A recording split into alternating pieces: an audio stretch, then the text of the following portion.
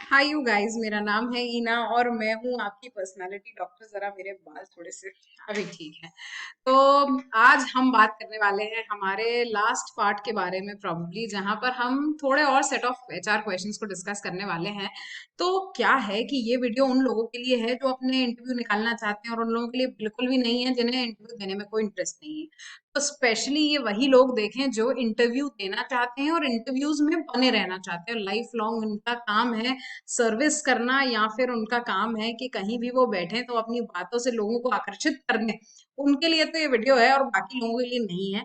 तो please make sure कि वही लोग इस वीडियो को देखें, मुझे लाइक शेयर और सब्सक्राइब जरूर भेजें, अपना प्यार बहुत सारा भेजें ताकि मुझे ये पता चल जाए कि भाई कितना आप मुझे चाहते हैं।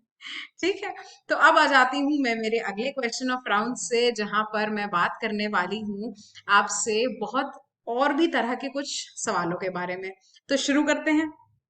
ओके। तो अब मैं बात करने वाली हूँ what is the most difficult decision that you made in past. यानी आपको ये बताना है कि आपने अपने पुराने समय में, यानी पास्ट में, भूतकाल में आपने कोई ऐसा डिफिकल्ट डिसीजन बनाया है जहां पर आपको परेशानी आई होगी, या आपने कुछ, आपके लिए थोड़ा सा वो समय ऐसा रहा होगा जहां पर थोड़ी परेशानी का समय रहा था और आपने तो भी उस परेशानी से निकले। बेसिकली एक बात का ध्यान रखना, हमको क्या सोच के क्वेश्चन को आंसर करना है, हमें ये सोच के क्वेश्चन को आंसर करना है कि एचआर क्या देखना चाहता है। एचआर सिर्फ ये देखना चाहता है कि आप अपने डिसीजन से, उस डिसीजन से डिफिकल्ट डिसीजन से कैसे निकले। और प्लीज ये मत कहना मेरे सामने शेर आ गया था, बिल्ली आ गई थी, इसलिए ये मेरा सबसे डिफिकल्ट डिसीजन था। प्लीज इस तरह की बातें ना करें। आपको रेलेवेंट एग्जांपल्स देने और रेलेवेंट बातें करनी है। तो आप कहेंगे decisions that I have to make within the team were, जो हमने विद इन द टीम करे, those were difficult only because these decisions take more time and require deliberate communication between the team members। ये basically एक experience इंसान के लिए, या फिर अगर आप अपने प्रोजेक्ट के लिए बोलना चाहते हैं कि मेरे प्रोजेक्ट का समय बड़ा, उनके साथ टीम अप करने में मुझे बड़ी परेशानी आई क्योंकि हमारे बीच में थोड़ा सा मिसकम्युनिकेशन होता था। कोविड के टाइम पे हमने हमारा प्रोजेक्ट बनाया था, नहीं भी बनाया था तो कॉलेज में इतने काम होते हैं भाई साहब कि सबसे चर्चा एक टाइम पर नहीं हो पाती। तो मीटिंग इकट्ठी बुलवाना, उस सब पे चर्चा करना, सबको अपना टाइम दे दे, सबको अपना ड्यूटीज डेलीगेट करना और उन ड्यूटीज पे सही टाइम पर वर्कआउट करके आना, सबसे डिफिकल्ट डिसीजन था यार। तो आप अपनी चीज को जब तक जस्टिफाई कर सकते हैं, और अगर आपको लगता है कि आप जस्टिफाई नहीं कर सकते तो मैं हूं ना। तो आप क्या करेंगे, आप मुझे करेंगे कमेंट, और या फिर जाएंगे मेरे इंस्टाग्राम पेज पे जिसका नाम है पर्सनालिटी डॉक्टर, जहां पर मुझे बताएंगे कि भाई ये परेशानी है मैडम और ये चीज हमें समझ में नहीं आ रही, तो क्या आप हमारी मदद करेंगी।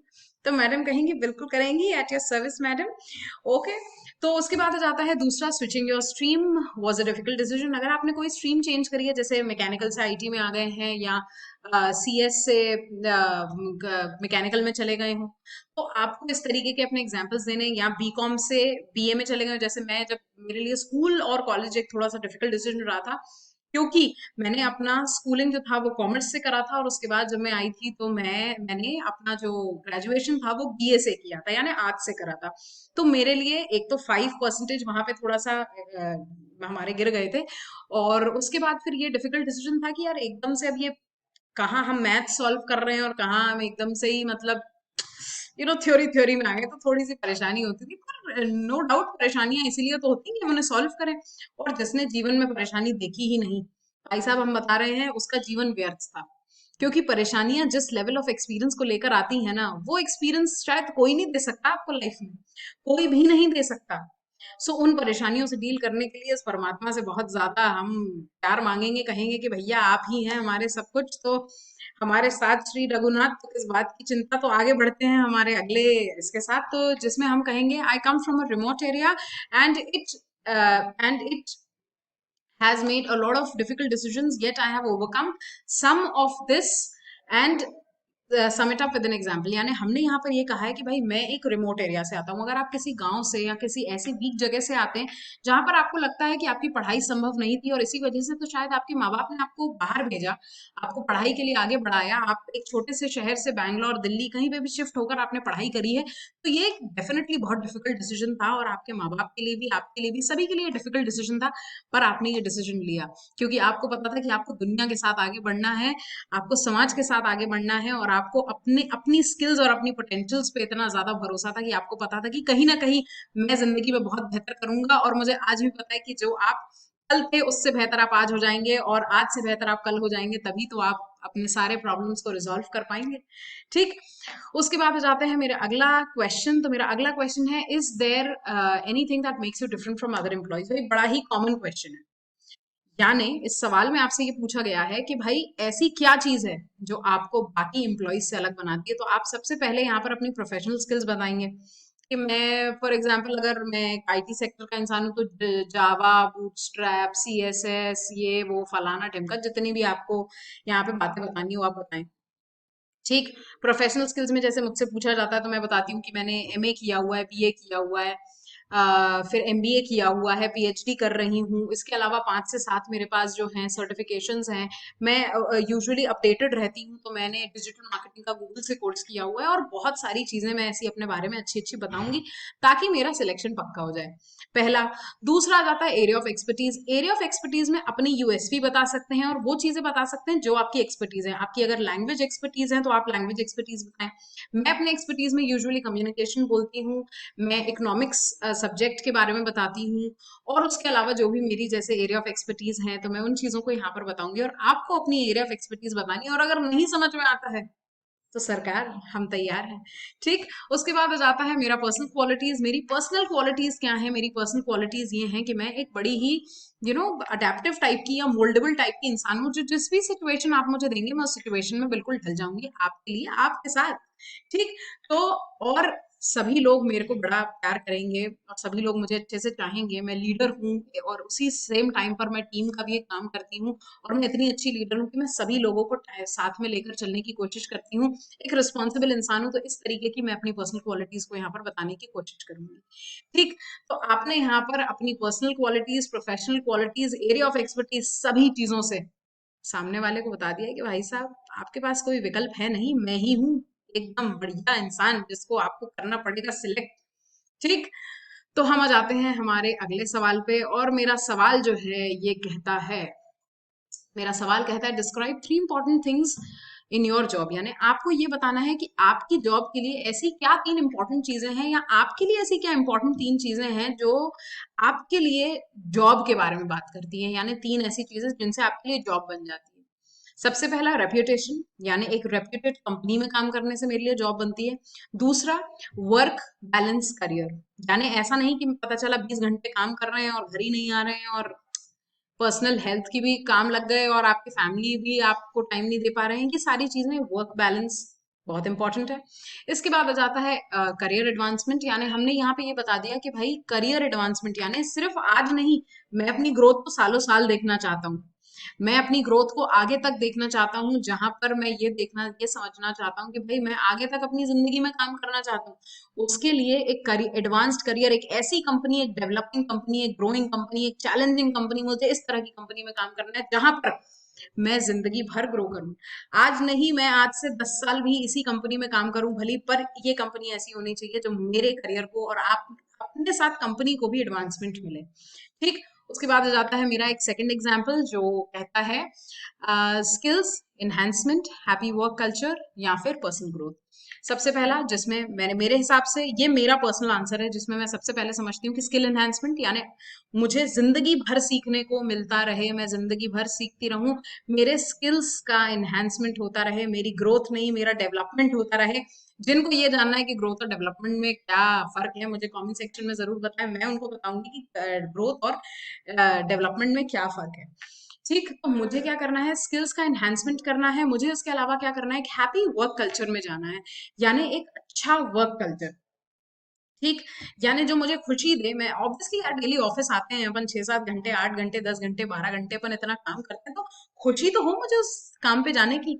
मुझे खुशी तो मिले कि मैं अपने बिस्तर से निकलूं, अरे यार फिर वही कॉर्पोरेट वाली जिंदगी, यार छोड़ो यार, दिमाग खराब कर दिया है बॉस ने, यार ऐसा नहीं चाहिए अपन को यार। अपन को चाहिए एक हैप्पी वर्क कल्चर, क्योंकि अगर हैप्पी वर्क कल्चर मुझे ऑफिस में मिलेगा तो ऑटोमेटिकली ये मुझे घर पे भी बहुत सपोर्ट करेगा। उसके बाद आ जाता है मेरा अगला जो है मेरी पर्सनल ग्रोथ, जो मैं ऑलरेडी मेंशन करती हूँ, anything anything according to you that is the combination for you. आप उस चीज को जरूर बताएं। इसके बाद आ जाती हूँ मैं मेरे आखिरी सवाल पे। तो हमारा आखिरी सवाल क्या कहता है, सुन लीजिए।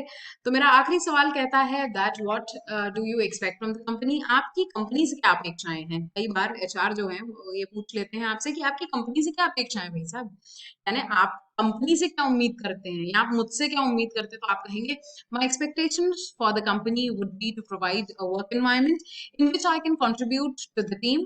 I receive appreciation for my contribution.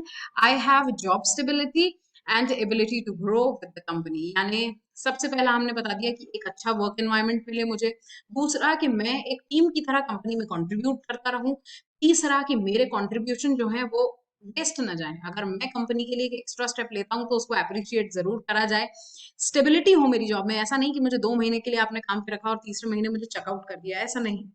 मुझे स्टेबिलिटी चाहिए जॉब के साथ। उसके बाद आपने बता दिया कि उस कंपनी के साथ मैं काम करना चाहूंगा जहां मेरी एबिलिटी भी तो रहेगी, कंपनी भी ग्रो करेगी और मेरी एबिलिटी भी ग्रो करेगी, ये चीज हमने बताई यहाँ पे। उसके बाद आ जाता है I expect a happy work culture and I expect to develop my skills with time. I wish to learn maximum from your company that will not only be a help to my personal growth but also that will help to the company. तो आपने यहाँ पर ये बताया कि भाई मेरे को एक अच्छा वर्क कल्चर चाहिए। हम बार बार हैप्पी वर्क कल्चर पे बहुत फोकस करते हैं, वो इसीलिए क्योंकि क्या होता है जब जब आप कॉर्पोरेट में एंटर करेंगे ना, अभी तो आपके लिए शायद अगर आप फ्रेशर हैं तो आपको इस बात का अंदाजा नहीं है, पर क्या है कि हैप्पी वर्क कल्चर होना बहुत ज्यादा जरूरी है। एक दिन आपका बॉस से झगड़ा हो जाता है तो अगले दिन आप यहाँ से ऑफिस से घर जाने के बाद भी आप वही सोचते रहते हैं, अगले दिन जब आपका दिन शुरू होता है तो भी आप वही बात सोचते रहते हैं। तो हमें एक चाहिए हैप्पी वर्क कल्चर। हमें हमें काम में ऑलरेडी स्ट्रेस है, जैसे हम कहते हैं कि क्या है, इंसान को अपने घर पे जाके नहीं लड़ना चाहिए। इंसान बाहर लड़ ही रहा है, अपने आप से लड़ रहा है, बाहर की दुनिया से लड़ रहा है, अपने बॉस से लड़ रहा है, तो घर जाकर तो शांति चाहिए भाई साहब, है ना। उस शांति के लिए हम क्या करेंगे, हम यहाँ पर पहले ही बता देंगे कि भैया हमें एक हैप्पी वर्क कल्चर चाहिए। ठीक है। आपने अभी लेटली कोविड के बाद से ये देखा होगा कि मेंटल हेल्थ पे बहुत ज्यादा फोकस कर रहे हैं, वो इसीलिए ही कर रहे हैं यार कि क्या है, जब तक ये सुकून में रहेगा ना तो पैसा भी अच्छा लगेगा, जब ये सुकून में नहीं होगा तो पैसा भी अच्छा नहीं लगेगा। ठीक। तो I expect happy work culture and I expect to develop my skills with time. I wish to learn maximum from your company. ये बहुत सरल भाषा में मैंने लिखा है, जहां पे मैंने बताया कि मैं आपकी कंपनी से मैक्सिमम चीजें सीखना चाहता हूँ, और ना ही सिर्फ मेरी ग्रोथ हो पर कंपनी का भी साथ में मेरे साथ ग्रोथ होता रहे, और जहां पे मैं अपनी कंपनी के साथ बढ़ता रहूं। तो भाई यहाँ पर एक छोटा सा मेरे बारे में थोड़ा सा इंट्रोडक्शन है, क्योंकि लोग अगर मुझे नहीं जानते हैं तो मैं बता दूं कि मेरा नाम ईना छाबड़िया है, मेरे पास 6+ साल का टीचिंग एक्सपीरियंस है, पीएचडी परस्यू कर रही हूँ, 100% रिजल्ट्स दिए हैं, तो उन जगहों पे एज यंगेस्ट टीचर का अवार्ड भी मिला है मुझे। करिकुलम डेवलपर हूँ, यूट्यूबर हूँ, कंटेंट क्रिएटर हूँ, और अगर आप मुझे और भी कुछ बनाना चाहते हैं तो प्लीज मेरे कमेंट सेक्शन में मुझे जरूर बताएं कि मैं और क्या बन सकती हूँ। Okay. So thank you so much guys मेरे साथ बने रहने के लिए। आपका बहुत प्यार और सत्कार मुझे हमेशा मिलता रहा है, और ये मेरे लिए सच में बहुत ज्यादा जरूरी है। Thank you so much guys. मैं शायद अपने शब्दों से कभी इस बात को बयान नहीं कर पाऊंगी कि आप मेरे लिए कितने ज्यादा जरूरी हैं। आपका छोटा छोटा मोटिवेशन सिर्फ मेरे लिए, जब मैं अपनी वीडियो पे एक और लाइक देखती हूँ और एक और व्यू देखती हूँ ना, तो मुझे बड़ी खुशी होती है। मुझे लगता है कि शायद मैंने एक और इंसान की यहाँ पर मदद करी है। तो मेरे साथ इसी तरीके से बने रहें। आपका बहुत बहुत हार्दिक से भी ज्यादा हार्दिक धन्यवाद, और इसी तरीके से मुझे अपना प्यार दें, और मैं आपके साथ यूं ही और बहुत सारे वीडियोस और सारी चीजें शेयर करती रहूँ। Thank you so much guys.